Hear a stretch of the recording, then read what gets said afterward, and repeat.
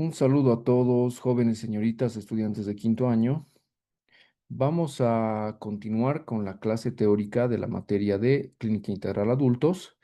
Y como ustedes saben, estábamos hablando de lo que es el tratamiento endodóntico en el paciente integral. Bueno, ya hemos hablado de lo que es diagnóstico pulpar y ahora nos corresponde hablar de la clasificación de las enfermedades periapicales. Bueno, tenemos cinco subgrupos en esta clasificación. Tejidos apicales normales, periodontitis apical sintomática, periodontitis apical asintomática, absceso apical agudo, absceso apical crónico. Vamos a describir cada una de estas en la parte clínica y radiográfica. Tejidos apicales normales. Bueno, al examen clínico podemos ver que hay una respuesta normal a la percusión y a la palpación. Al examen radiográfico podemos observar también que existe una lámina dura sin características de alteración y los espacios periodontales también están continuos. Es un tejido sano prácticamente, ¿no? Continuamos con la periodontitis apical sintomática. Y como su nombre lo dice, al decirme sintomática me está diciendo que hay ya una respuesta del paciente, ¿no? El paciente nos relata al examen clínico que hay dolor, el cual es agudo, principalmente caracterizado en el momento de la masticación y la percusión. Por lo general está asociado a un cuadro de pulpitis irreversible sintomática o necrosis pulpar. Por eso las respuestas a pruebas de vitalidad son variables, ¿no? Entonces el paciente muchas veces nos va a decir que sí percibe dolor, molestia o incomodidad, la cual puede ser muy, muy fuerte o puede ser leve o incluso puede no haberla, ¿no? Por eso dice que es compatible con una pulpitis irreversible, tanto sintomática o también necrosis pulpar. Al examen radiográfico, ¿qué observamos? Observamos que hay un espacio periodontal que se observa ensanchado. La lámina dura ya no se percibe de manera continua, sino que se ven signos de alteración. Esta lámina dura es discontinua. Y también muchas veces hay radiolucidez apical. Siguiente, tenemos lo que es la periodontitis apical asintomática. Bueno, la periodontitis apical asintomática puede o debe hacerse un diagnóstico diferencial con el lecho posquirúrgico. Piezas dentarias que han sido extraídas o removidas también presentan estas características, ¿no? Entonces hay que tener mucho cuidado y hacer un diagnóstico diferencial con este lecho posquirúrgico. Al examen clínico, ¿qué nos indica el paciente? Primero, la pieza dental está asintomática, hay dolor a la palpación en la zona periapical. Pero hay un detalle. Si hacemos una correlación con el diagnóstico pulpar, vemos que estas piezas dentarias con periodontitis apical asintomática no responden a pruebas de vitalidad pulpar. Percusión negativa, sin embargo, el paciente en muchos casos nos dice que siente una sensación de vacío en esa pieza dentaria. Y también puede presentar la pieza extrusión dental. Al examen radiográfico, ¿qué observamos? Vemos áreas radiolúcidas de densidad y bordes variables. La lámina dura está discontinua de localización variable periapical, lateral y furcal, ¿no? Entonces se ven unas áreas radiolúcidas de estos niveles, ¿no? Entonces ya es un estadio más avanzado, podemos decir. Y continuamos con el absceso apical agudo. Bueno, es característico de este tipo de patología o de condición clínica ver al examen clínico zonas de tumefacción facial, ¿no? El paciente se nota en ciertas áreas de su rostro con cierta hinchazón. Hay dolor constante a la percusión, presión, masticación y palpación. Las piezas dentarias de estos compatibles con este absceso no responden a pruebas de vitalidad y puede haber grados de movilidad variable debido en muchos casos a la pérdida de las estructuras de soporte de estas piezas dentarias. Al examen radiográfico, ¿qué vemos? Podemos ver desde ensanchamiento del ligamento periodontal o hasta áreas radiolúcidas periapicales pequeñas a más avanzadas o grandes, ¿no? Pero el signo característico, como les digo, son esas zonas de tumefacción, de aumento de volumen, que pueden ser extraorales o también en muchos casos también pueden ser intraorales, como vemos en las fotografías. Vemos ahí un absceso apical agudo a nivel palatino y en la otra fotografía del lado derecho vemos que es específica de la zona de un molar, ¿no? En la cual se ve que hay una tumefacción, un hinchazón. El absceso apical crónico. Al examen clínico que vemos, no presenta sintomatología dolorosa a no ser que sea una reagudización del cuadro clínico, no responde a pruebas de vitalidad, hay supuración intermitente a través de un tracto sinusal, a diferencia de la periodontitis apical sintomática. Y esa es la característica diferencial con ella, ¿no? En este caso vemos un tracto sinusal, mejor dicho, por el cual obviamente ya está empezando a supurar. Al examen radiográfico que observamos, vemos espacio periodontal ensanchado, la lámina dura está discontinua y hay radiolucidez apical asociada. En muchos casos existe una prueba en la cual podemos introducir un cono de gutapercha a través de ese tracto sinusal y el cual se dirige y apunta hacia la zona o la pieza dentaria que está comprometida, ¿no? Entonces, eso podemos observar a nivel radiográfico. Bueno, esto nos había quedado pendiente en la anterior clase. Ahora vamos a continuar eh, con el tratamiento.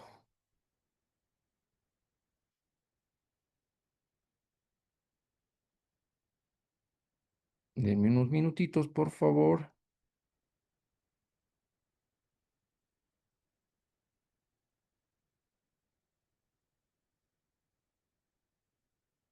Ya,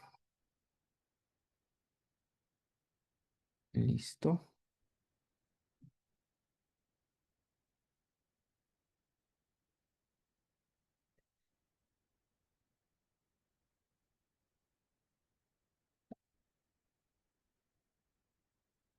Listo. Bueno, continuamos con lo que corresponde a la clase, que sería prácticamente el tratamiento de estos casos. No habíamos centrado prácticamente todo nuestra clase anterior en lo que era diagnóstico. Ahora vamos a ver lo que tenemos que hacer una vez de que tengamos el diagnóstico. Algo sumamente importante, y por lo cual habíamos tenido una clase entera para que ustedes diferencien y reconozcan es el diagnóstico, ¿no? El cual se anota en la historia clínica. Entonces, en todo paciente tenemos que hacer una correcta historia clínica, en la cual obviamente va lo que es la anamnesis. Tenemos que preguntarle al paciente detalles de ese avance de patología que tenemos. El paciente nos va relatando cómo ha avanzado la enfermedad.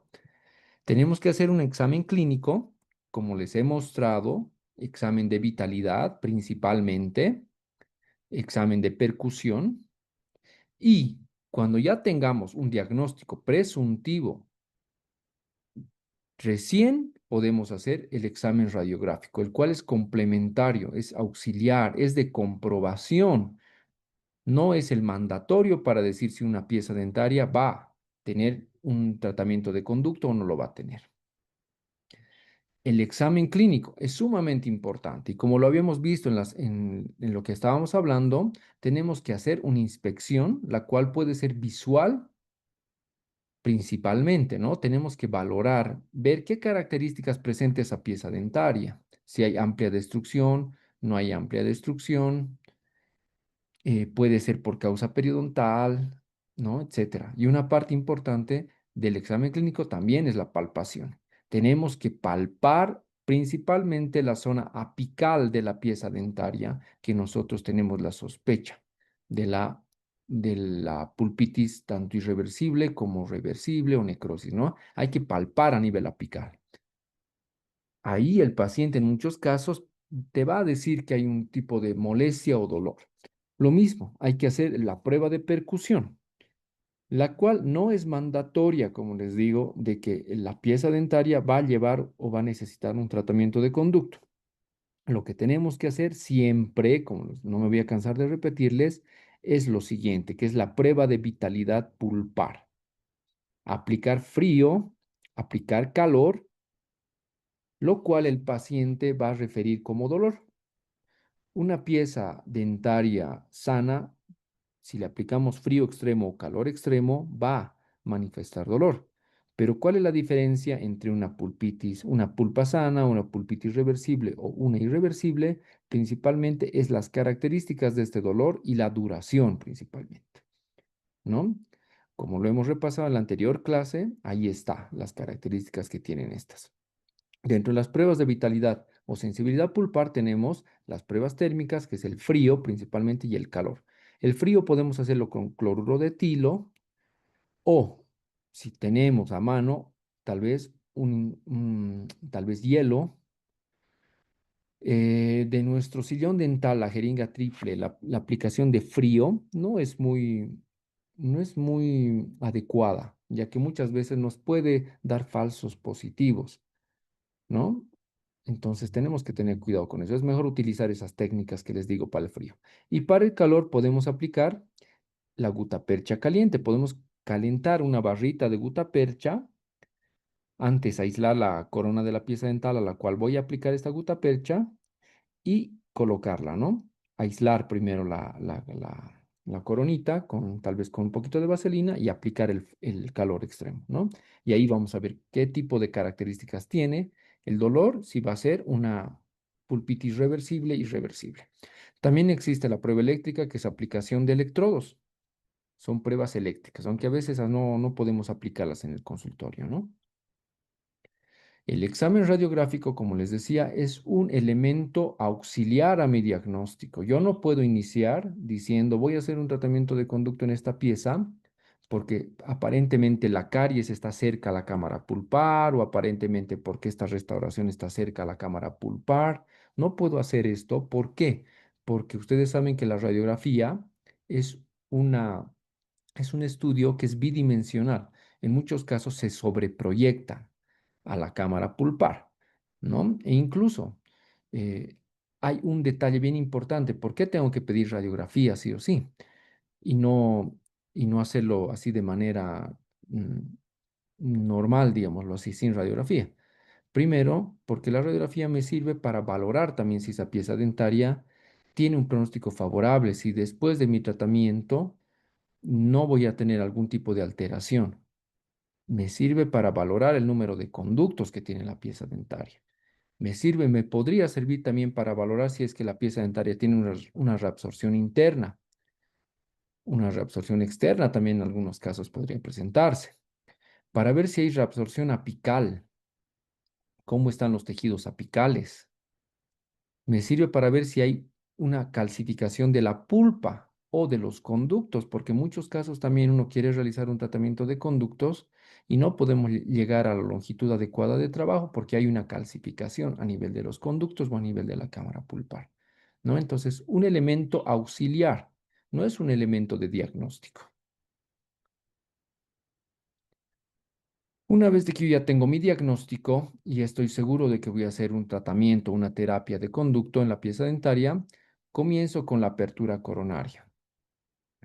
Para esto tengo que tener conocimientos de lo que es anatomía dentaria, endodóntica, ¿no? Tengo que saber la forma de la pieza dentaria, la forma de los conductos. Esto para en muchos casos hacer el acceso coronario según las características que nos han enseñado. Lo primero que se hace es la apertura y la remoción del techo, ¿verdad? Se elimina la lesión cariosa y posteriormente a eso analizo por dónde voy a hacer la remoción del techo. En muchos casos para esto se necesita una piedra esférica, una, una piedra esférica número 1014, una fresita de diamante con esa forma. Podemos realizarlo después con una fresa endoseta o también puedo realizar con una fresa Endo Access Burr, que es esa inferior que ven ahí abajo, ¿no? Hacemos la remoción del techo. Ahí está. Obviamente, como les decía, primero se hace la eliminación de la lesión cariosa, se utiliza una fresa redonda Y posteriormente a la utilización de la fresa redonda, tenemos que eliminar el techo. Podemos hacerlo con la endoseta o con esa fresa especial, esa burr que les decía, ¿no? Ahora, tenemos que tener en cuenta conocimientos de anatomía dentaria, como les decía. En piezas unirradiculares no es tan complejo ingresar a la cámara pulpar y acceder al conducto. Donde se nos complica un poco, sobre todo en el momento en el cual recién estamos empezando a hacer nuestras primeras endodoncias, es en piezas multirradiculares, ¿verdad? Y hay que tener ciertos cuidados y conocimientos acerca de los molares. En el molar superior, por ejemplo, en muchos casos vamos a ver que existe un cuarto conducto en molares superiores, ¿verdad? Y como lo ven en la imagen, en azul vemos lo que es el conducto mesiovestibular. Con amarillo vemos el conducto mesiopalatino, que a veces es bien complejo de encontrarlo. Hay que tener ciertos conocimientos previos o cierta práctica para encontrarlo. El verde es el conducto distovestibular y el rojo vemos el conducto palatino, que normalmente suele ser el más fácil de localizar, ¿no? Entonces, en molares superiores a veces encontramos un cuarto conducto, ¿no? Se debe abrir entonces hacia mesial, esa parte de la pared, para tratar de encontrar ese conducto. En molares inferiores, lo mismo, si bien en muchos casos los molares inferiores solo presentan dos raíces, pueden presentar también tres conductos, ¿no? Tres conductos en el piso de la cámara pulpar. El conducto distal se encuentra ensanchado en sentido vestíbulo lingual. Y en esos casos podemos sospechar la existencia de dos conductos en esta zona que comparten un solo orificio de entrada en muchos casos, ¿no? Entonces, en molares inferiores podemos encontrar muchas veces tres conductos. Y aquí está la estadística, ¿no? Y este punto es importante porque muchos tratamientos de conducto en piezas multirradiculares fracasan por esto porque no se encuentran todos los conductos. En molares superiores, en primeros molares superiores, según la estadística, nos indica de que hay tres conductos en el 30% de los casos. Y en el primer molar, como les digo, el 70% de los casos puede existir cuatro conductos. Imagínense, es una tasa muy alta. El 70% de los primeros molares superiores presentan un conducto extra, ¿no? Es decir, el cuarto conducto. En segundos molares superiores, el 30%, el 50% de los casos presenta tres conductos y el otro 50% de los casos presenta cuatro conductos. Entonces, la mitad puede presentar este cuarto conducto. En molares inferiores, el 30% de los casos presenta tres conductos y el 70% de los casos presenta cuatro conductos. El segundo molar inferior, el 50% de los casos presenta tres conductos y el 4% cuatro conductos, ¿no? Ahora, una vez de que yo ya he hecho la exploración de la cámara pulpar y he encontrado los conductos, esto tiene que realizarse con limas especiales, ¿no? Y allí están las limas que principalmente nos sirven para localizar los conductos. Tenemos que utilizar estas limas, que son las especiales prácticamente. Tenemos ahí la 10, la 8, la 6, que son las de diámetro más delgado, o podemos realizarlo también con la 15 en muchos casos.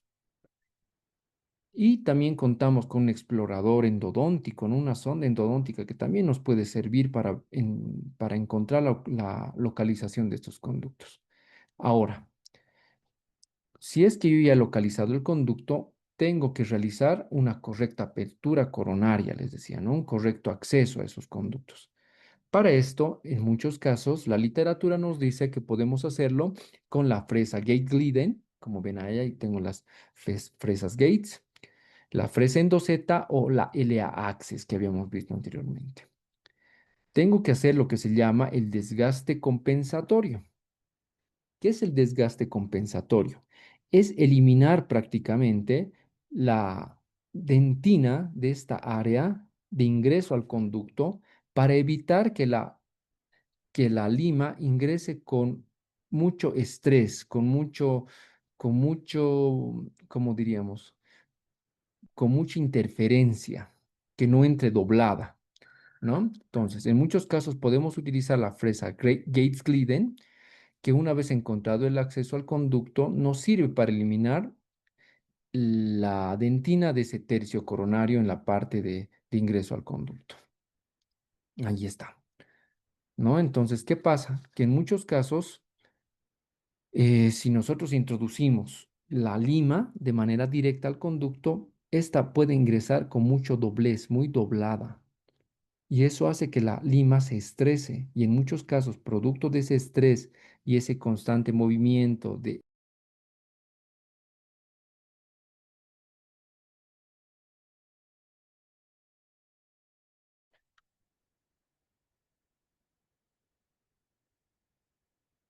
Se cortó, creo.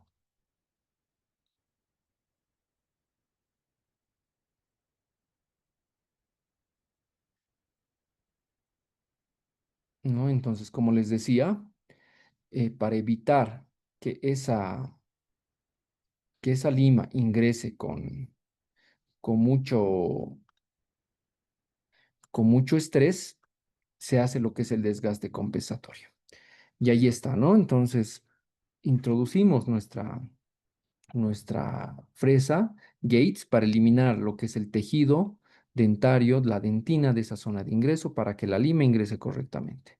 Ahora, esta técnica también es muy empleada en los tratamientos de conducto que son ya con instrumentos rotatorios. Se aplica esta técnica sí o sí para evitar que esas fresas, digámoslo así, no se quiebren y logren el acceso y el trabajo adecuado.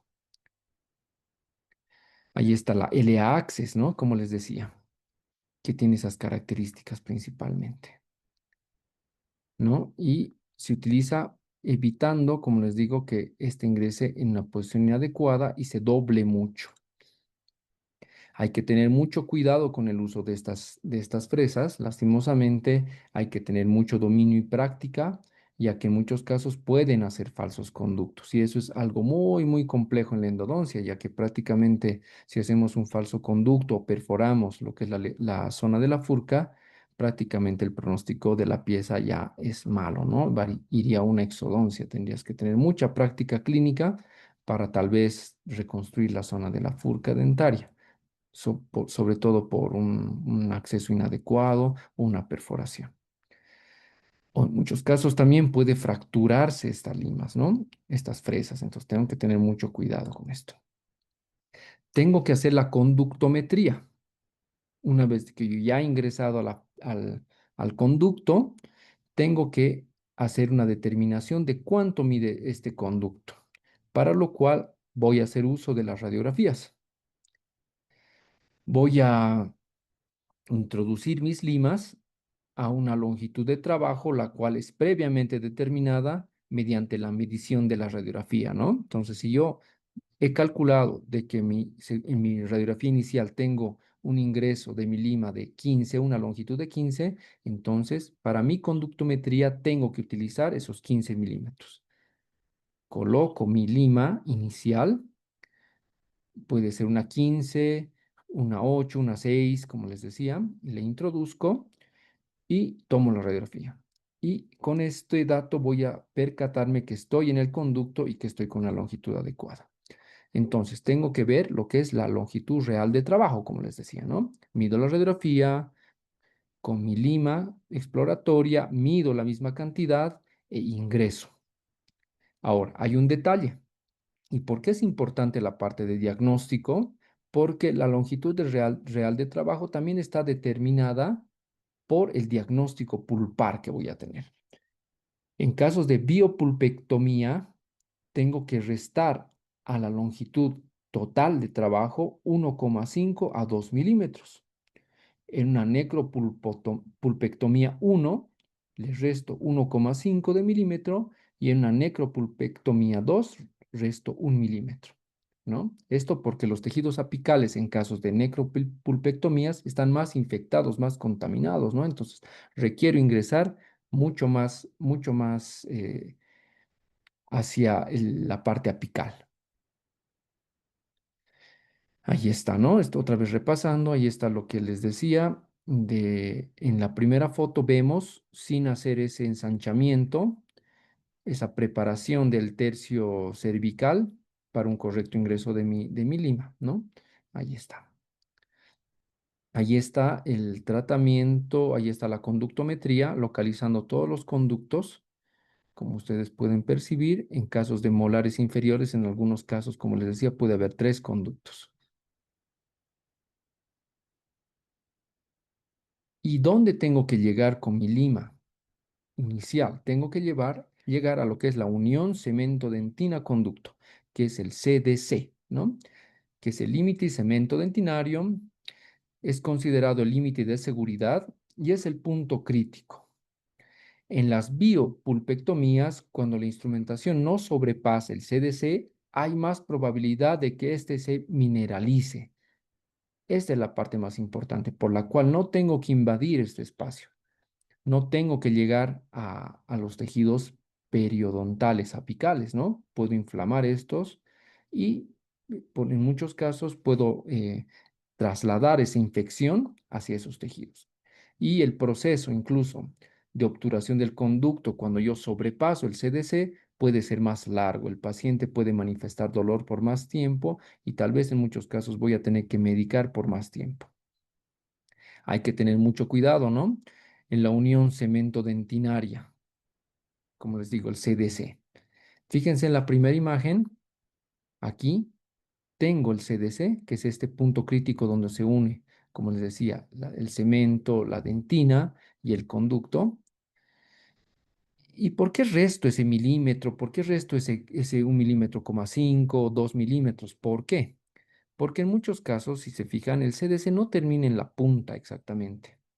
Si yo sobrepaso y hago esa medición o esa valoración hasta dónde voy a instrumentar solamente con la radiografía, puede pasar esto, ¿no? Que ustedes saben, la radiografía, ¿qué hace? Que se sobreproyecten las imágenes, ¿no? Entonces podría atravesar esto y parece que estoy, ¿no? En la longitud, pero si se fijan, el CDC está acá abajo. Entonces ya he sobrepasado, ya estoy en tejidos periapicales, periodontales y puedo lesionar y puedo inflamar esta zona. Ahora, aquí también está la justificación de por qué se le resta 1 milímetro en ciertos casos, ¿no? En biopulpectomía decíamos 1 milímetro, 1,5, 2, ¿no? Aquí está. 1 milímetro cuando no hay reabsorción ósea radicular, 1,5 cuando hay reabsorción ósea pero no radicular y 2 milímetros cuando hay reabsorción ósea y radicular en estos casos. Ahí está, ¿no? Aquí, a nivel histológico, podemos ver que en muchos casos, cuando hago un correcto preparado, ¿qué va a pasar en la cámara pulpar, en el conducto radicular? Que se va a formar el coágulo, los fibroblastos van a empezar a necrosarse a nivel del CDC, ¿no? Y va a aumentar permeabilidad en la zona apical. Y ya va a empezar a ocurrir lo que es el fenómeno de reparación apical. Lo siguiente que tenemos que hacer es la preparación biomecánica. Tengo que hacer una instrumentación, una correcta preparación biomecánica, para lo cual tengo que contar con instrumentos adecuados, contar con todos los instrumentos y también contar con instrumentos que estén en buen estado. Lastimosamente, eh, cuando uno es estudiante, ¿no? A veces tal vez la parte económica, tal vez un poco complicada de manejar, pero tenemos que tener instrumentos nuevos, tratar de comprarlos, sobre todo cuando voy a ingresar ya a la clínica integral, ya que un instrumento que esté ya un poco antiguo, un poco gastado, ¿qué va a pasar? Que tiene el riesgo de romperse y de fracturarse. Y lo peor que nos puede pasar es que se fracture cuando estoy haciendo la instrumentación. Si se fractura ese momento, se va a quedar dentro del conducto y en muchos casos retirar ese fragmento de lima es bien complejo y bien difícil, ¿no? Entonces, por favor, traten de tener instrumentos nuevos, tanto tiranervios como limas, AHK y espaciadores, que estos no se fracturen, que no estén doblados, que no estén muy estresados, que no hayan perdido ya su capacidad de desgaste. ¿Listo? Y obviamente, considerar las características. Si estoy frente a una a una pieza dentaria que mide, que si un canino que tiene una longitud larga, tengan instrumentos de la segunda serie, ¿no? Entonces, eso tengo que prever antes, tener instrumentos correctos. Bueno, para la preparación biomecánica hay diferentes técnicas, ¿no? La técnica, por ejemplo, la convencional, la BMP, BPM, mejor dicho, con la convencional, la técnica apicoronal, la que es la step back, la técnica coronoapical, la crown down. Hay también la técnica de fuerzas balanceadas que tengo que utilizar en muchos casos, la técnica de la lima anticurvatura también que puedo utilizarla, ¿no? ¿Y hasta dónde se hace la instrumentación? Esta parte también es importante. En conductos muy estrechos, esta instrumentación no debe ser mayor a 30 a 35, es decir, tengo que llegar hasta la lima 35 como máximo en conductos muy estrechos, principalmente en incisivos inferiores puedo ver esto, ¿no? Luego, en conductos de calibre mediano, hago la instrumentación hasta lima 35, 40 o 45. Y en conductos amplios, caso de incisivos centrales podría ser o de caninos, incluso mi instrumentación puede llegar hasta lima 80, ¿no? Está en 50 hasta la 80 aproximadamente.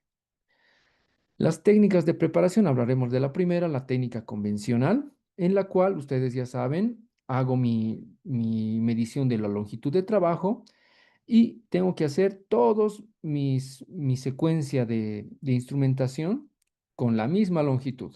Esa es la técnica convencional. Ahora, como detalle o como tip, como sugerencia también les doy que utilicen muchos topes de goma a veces para marcar la longitud de trabajo en sus limas, porque a veces ocurre de que esta discrepancia o movimiento hace ciertas variaciones en mi instrumentación. Tengo que lograr trabajar hasta la parte que corresponde. Si logro esto, cuando yo introduzco mi cono de gutapercha va a tener un tope apical y eso es lo que buscamos. Esto es la técnica convencional, la más usada y la más frecuente también. Creo que la más fácil de utilizar. Ahí está lo que les decía, ¿no? Manteniendo una longitud de trabajo con todas las limas. Si voy a empezar con la 15 hasta la misma medida que la 20, la 25, 30 y así secuencialmente, ¿no? Esto es lo que tengo que evitar. En muchos casos, si yo instrumento más allá de ese límite que les decía de seguridad que tengo que tener, puedo introducir mi cono de gutapercha o mi cemento y este puede invadir el espacio periapical, ocasionando dolor y molestia todavía en el paciente. Algo que me olvidaba recomendarles y recalcarles, la instrumentación se hace con el uso de aislado absoluto. ¿Ya? Y en muchos casos tengo que reconstruir también la pieza dentaria. Tengo que lograr que ese aislado sea adecuado. Incluso en el momento de la irrigación, tengo que lograr que haya ese tipo de lo que se llama piscina, ¿no ve? Piscina de desinfección se llama, es decir, que el líquido se mantenga acá, ese líquido irrigador desinfectante se mantenga acá, ¿no? Entonces tengo que hacer tanto la instrumentación como la irrigación, sí o sí con aislado absoluto. Y ahí está, ¿no? La secuencia de trabajo que tenemos. El aislado en la primera parte, eh, veo mi conductometría y comienzo a hacer mi ensanchamiento del conducto hasta la lima que yo considero adecuada. Para, obviamente, una vez de que yo ya tengo la longitud ya establecida, el ancho ya establecido, hacer la conometría y la obturación posterior. La siguiente técnica es la técnica step back, ¿no? Llamada también seriada, se llama. Seriada convencional, retrógrado o step back. Se usa en conductos radiculares curvos, por lo general, ¿no? Se introduce una lima inicial, por ejemplo, acá tengo la lima 30, ¿no? En la siguiente lima, 30, digamos, la lima 30, 21 milímetros. En la siguiente introduzco la lima 35, pero restando 1 milímetro, solo a 20. Después, más ancha, la siguiente puede ser una lima 40, 19 milímetros y así, como se dan cuenta, voy conformando desde el ápice y voy aumentando el diámetro. Esta es la técnica step back, principalmente utilizada en conductos radiculares curvos, ¿no? Ahí está, lo que les explicaba, ¿no? Voy aumentando de calibre a medida de que voy haciendo mi instrumentación y voy restando 1 milímetro cada vez.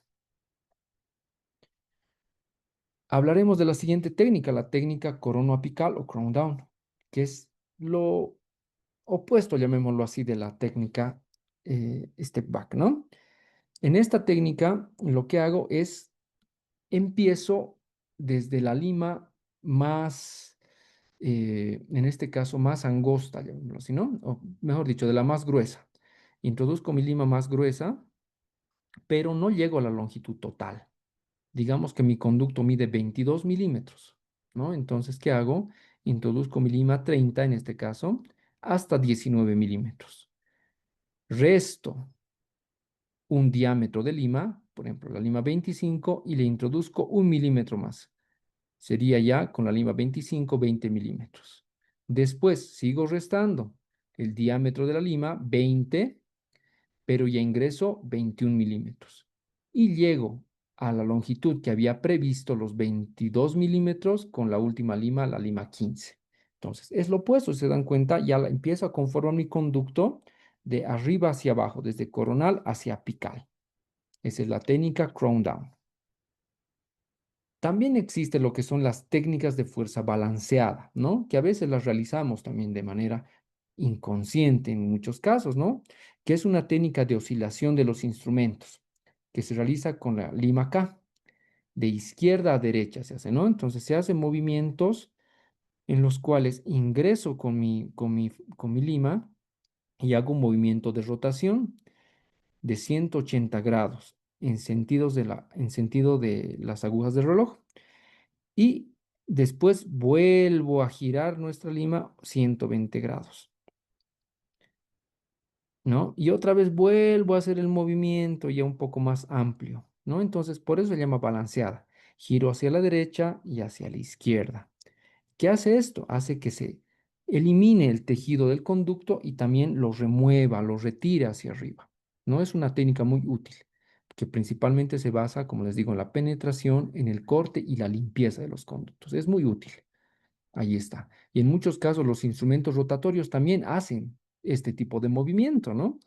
Cuando utilizan instrumentación mecánica para trabajar conductos, esto es lo que hace el contraángulo, lo mismo, ¿no? Ingresa, gira cierto grado y vuelve cierto grado, vuelve a girar y así va, haciendo la conformación de este conducto, ¿no? Es una técnica muy buena, como les digo, sirve principalmente para, en muchos casos, trabajar de manera correcta los conductos. Ahora, hay que tener cierta consideración.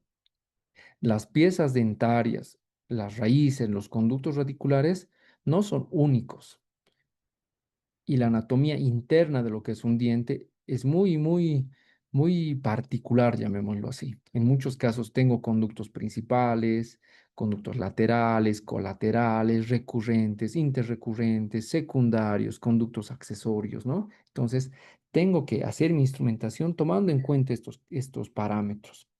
A veces con la instrumentación no basta, por lo cual requiero para eliminar el tejido pulpar de estas zonas, requiero lo que es la irrigación, ¿no? Y vamos a hablar un poquito de irrigación. Hay diferentes soluciones de irrigación.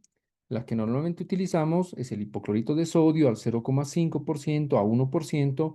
Podemos utilizar también clorhexidina al 2%, solución salina, suero fisiológico o incluso algunas sustancias quelantes como el EDTA y el ácido cítrico. También, aunque no es muy utilizado o recomendado, algunos utilizan agua oxigenada, el hidróxido de calcio y la anestesia, ¿no? Ahora, ¿qué características tienen? ¿Cuáles son las características o requisitos que debe tener una solución irrigadora? Primero, tiene una función antibacteriana, ¿no? El cual depende de cuál estoy utilizando, ¿no? Todos los líquidos irrigadores deberían tener una biocompatibilidad.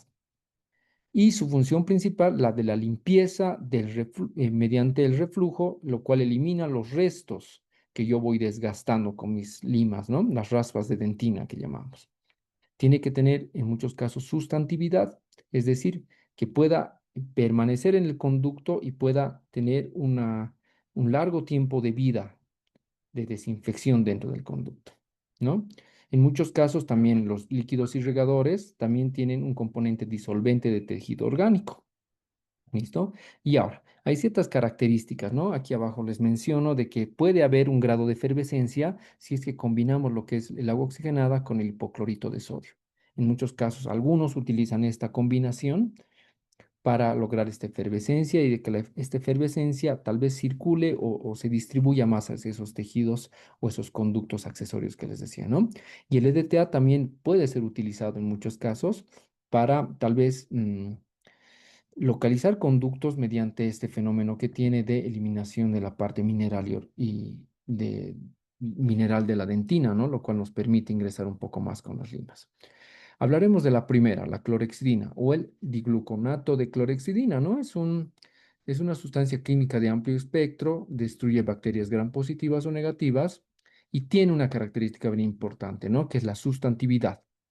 Es decir, si yo dejo clorexidina en el conducto, esta puede estar activa y se va eliminando de manera paulatina y de poco a poco durante hasta 24 horas, ¿no? Es una sustancia que carece de toxicidad, no disuelve materia orgánica y no sirve para neutralizar también, ¿ya? Ahora, es un detalle bien importante, la clorexidina no es lo mismo que se utiliza para enjuague, para periodoncia, que es al 0,12%, a diferencia de el que se utiliza para endodoncia, ¿no? Para endodoncia utilizamos lo que es al 2%. El hipoclorito de sodio, que es el que más utilizamos nosotros, el agente antimicrobiano más utilizado en endodoncia, sirve para eliminar esporas, virus, hongos, disuelve materia orgánica. Podemos encontrar en el mercado en concentraciones de 6% al 5,25%, pero tengo que yo hacer esa dilución, ¿no? Para volverlo a 0,5, 1%. Tengo que saber cómo mezclar y en qué concentraciones de agua mezclar el hipoclorito puro, ¿no? En concentraciones altas tiene mayor capacidad de disolución de tejido, pero lastimosamente es muy tóxico y muy fuerte. A veces trabajarlo en concentraciones de 6 y 5,25. En bajas concentraciones se requiere mayor volumen para que tenga correcta efectividad. Es tóxico a nivel de tejidos periapicales, entonces tengo que tener mucho cuidado con este agente, ¿no? Por lo tanto, como les decía, tengo que trabajar sí o sí con irrigación, tengo que realizar con aislado absoluto y no remueve el lodo dentinario. En muchos casos hay los conductos laterales. En el 27% de los casos, según estudios, se ha visto que hay conductos laterales. Entonces, sí o sí, el agente irrigador trabaja a este nivel. Con el conducto principal, trabajo de manera mecánica, eliminándolo tal vez con con mis limas, pero en los conductos laterales accesorios no puedo realizarlo. Entonces, sí o sí tengo que trabajar con sustancias que lleguen hasta esas partes y eliminen el tejido pulpar de estas zonas. Por eso el hipoclorito es tal vez el más utilizado para nosotros. Aquí está un poquito de lo que es la dilución del hipoclorito, ¿no? Al 0,5 ustedes saben que se llama solución de Dakin, al 1% se llama solución de Milton, al 2% la solución de Lavarrec, ¿no? Y ahí está cómo se hacen las mezclas, que estoy seguro que ustedes ya lo saben realizar y preparar, ¿no? El que más utilizamos, como les digo, es el 0,5 y 1%. Ahora, ahí también está un cuadrito el cual detalla el porcentaje también. Entonces, el hipoclorito también lo mezclo y lo utilizo según el diagnóstico pulpar que yo tenga. Por ejemplo, para biopulpectomías podemos utilizar el hipoclorito al 0,5%, mientras que en necropulpectomías tal vez al 1% es lo más indicado. Ahí está, ¿no? Repasando, tenemos ahí los agentes irrigadores y hay un detalle que tengo que tener mucho cuidado, ¿no? En muchos casos, eh, hay algunos que utilizan tal vez la clorexidina y también utilizan el hipoclorito como agentes irrigadores desinfectantes dentro de conductos. Lo que hay que tener en cuenta es que si no hacemos, eh, ¿qué les digo? Una eliminación del hipoclorito antes de utilizar la clorexidina, es decir, utilizo agua destilada o tal vez suero fisiológico para eliminar primero el hipoclorito antes de utilizar la clorexidina, lo que se va a producir es la paracloroquinona, ¿no? Que es esta sustancia que ven acá. Es como si se oxidara esa interacción entre clorexidina, hipoclorito, hace que se forme esta sustancia, la cual es altamente tóxica. Incluso se ha podido encontrar de que es precancerígena en muchos casos. Entonces tengo que tener mucho cuidado. Si yo voy a utilizar clorexidina y también hipoclorito, tengo que hacer lavados previos entre ambos agentes químicos para que no se produzca esta palacloroquinona. El EDTA es muy útil, ¿no? Y en muchos casos nos sirve, como les decía, para eliminar, disolver agentes inorgánicos del barrido dentinario. Cuando está muy calcificado, a veces nos sirve el EDTA al 17%, ¿no? Dice que el EDTA puede descalcificar la dentina en una profundidad de 20 a 30 micras en un periodo de 5 minutos. Entonces, el EDTA actúa disolviendo los componentes inorgánicos del barrido dentinario. Entonces, en muchos casos también nos sirve el EDTA para ingresar un poquito más en nuestro trabajo mecánico. Ahora, la irrigación tiene que ser bien controlada. No es introducir cualquier aguja dentro del conducto. Tengo que introducir una aguja que sea suelta, no tiene que ser muy amplia y gruesa, no tiene que obliterar o cerrar completamente el conducto. Como se fijan acá en la imagen, tiene que permitir el paso, tiene que permitir de que este líquido fluya.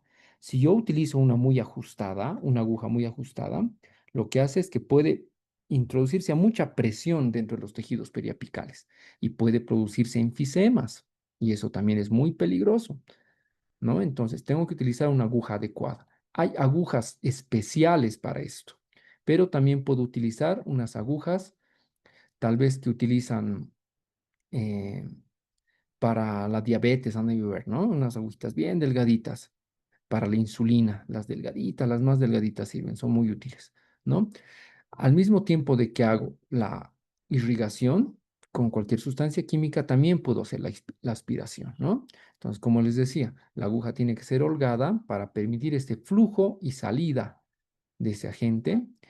Va a eliminar de esta manera, de manera correcta, los detritos y los restos, y hay que evitar la impulsión hacia la zona periapical para que no se produzca una extravasación de este líquido irrigante y un enfisema podríamos producir o algún tipo de alteración muy complejo también a nivel apical. Aquí están las agujitas que les digo que son especiales tal vez para hacer esto, ¿no? Que son un poquito más caras, pero también son muy útiles por el diámetro, ¿no? Las Endo-Ace Tips, las Capillary Tips, las Navi Tips, otro tipo de Navi Tips, pero si no tengo, como les digo, puede servir tal vez las agujitas de la insulina, ¿no? Que son de un calibre mucho más delgadito. Aquí está. Diferentes tipos, por ejemplo, aquí estamos hablando de la técnica de la lima de pasaje, ¿no? Por ejemplo, en esta técnica se utiliza una lima de bajo calibre, es decir, la 8 o la 10, y esta tiene amplia flexibilidad, ustedes saben, la cual se moverá de forma pasiva atravesando la construcción apical sin agrandarla, ¿no? Esta es otra técnica también manual de instrumentación. El instrumento se lleva 1 milímetro más allá de la longitud de trabajo, lo cual permite una mejor limpieza del tercio apical por la penetración del irrigante a esta zona, ¿no? Entonces, eso también puedo hacerlo en el momento de la irrigación.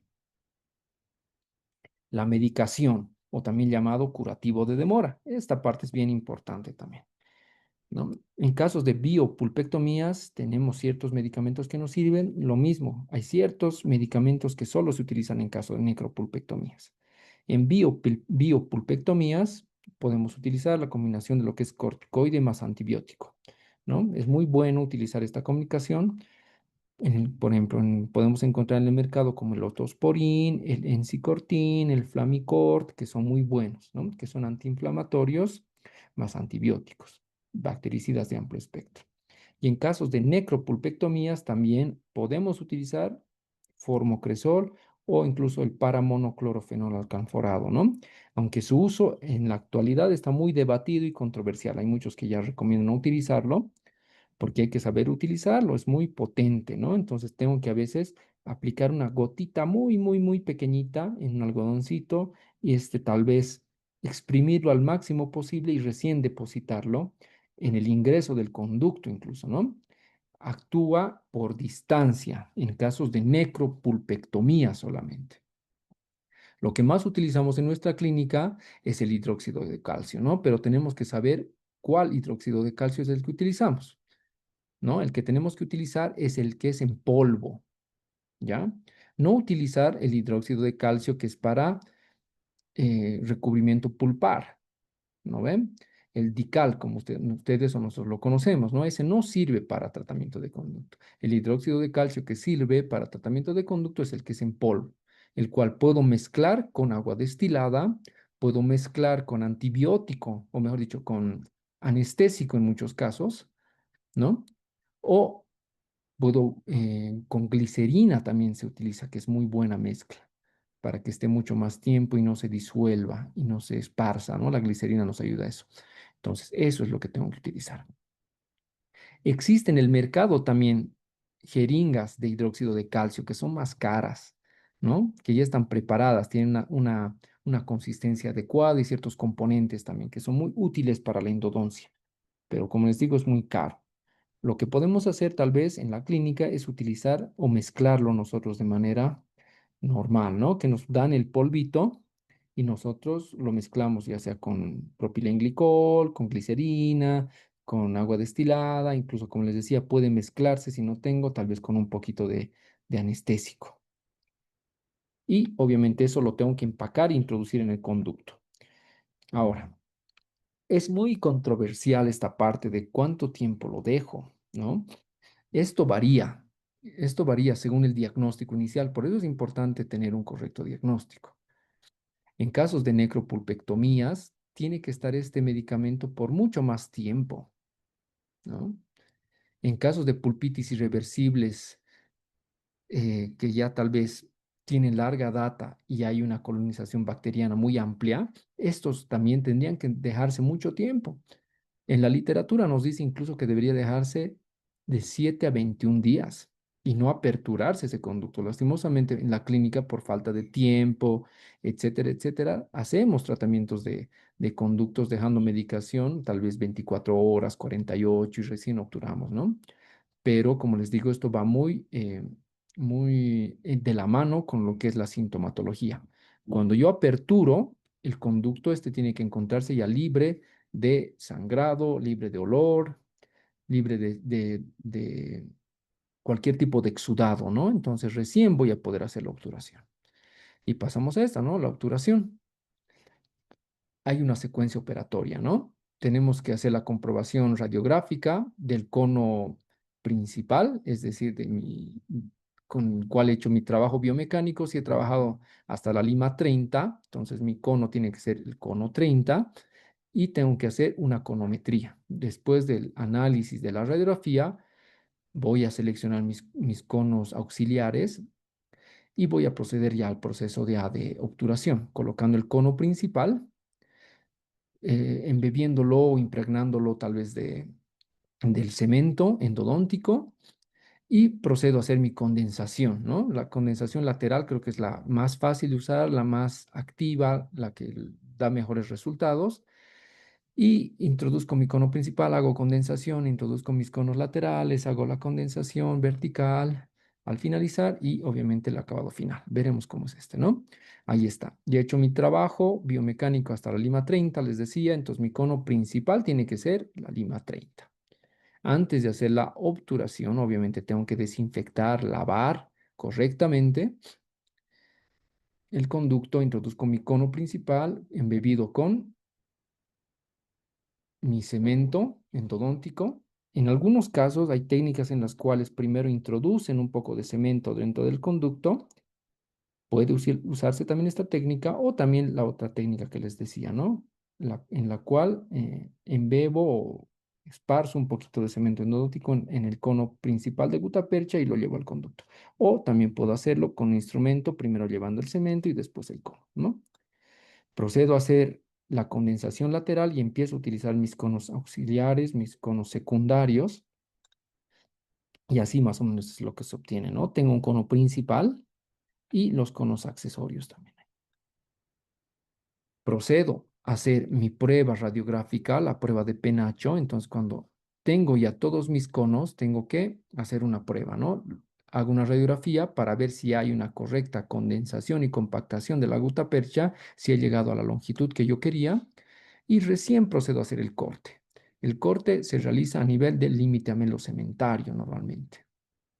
¿Listo? Se corta y posteriormente, una vez de que he cortado con mucho cuidado, porque ahí también ocurren accidentes, se queman ustedes, queman al paciente, ¿no? Entonces hay que tener cuidado. Hago el corte de estos conos y procedo a hacer la condensación. Con mi mismo instrumento tengo que hacer condensación. Tengo que aplicar un poquito de calor también y compactar esta parte. ¿Listo? Y obviamente se hacen controles, se hacen controles para ver si he logrado la longitud, si todo está bien, y en caso incluso de tal vez tener lesiones periapicales, se hacen controles frecuentes en estos casos, ¿no? Para ver si hay una regeneración, si es que vuelve a tal vez la parte ósea, la parte periodontal, a sanar, y eso a veces demora algún tiempo, ¿no? Algunos meses incluso en algunos casos. ¿Listo? Pueden haber complicaciones y accidentes, ¿no? Tanto en la preparación de conductos, en la obturación, ¿no? Entonces hay que tener mucho cuidado. Son secuencias de tratamiento, ¿no? Son protocolos. Y si nosotros cumplimos estos protocolos, estas secuencias como tienen que ser, los resultados van a ser adecuados, ¿no? Falsos conductos, tal vez se sobrepasan los conductos al ápice, el cemento, y en muchos casos tienen solución, se puede realizar una apicectomía en muchos casos, ¿no? Pero en muchos casos no se puede y lastimosamente la pieza dentaria llega a ser extraída nomás. ¿Listo? Entonces, muchas gracias, jóvenes señoritas. Esto sería el tema. Voy a dejar bibliografía también en el Classroom. ¿Listo? Un saludo a todos. Hasta otra oportunidad.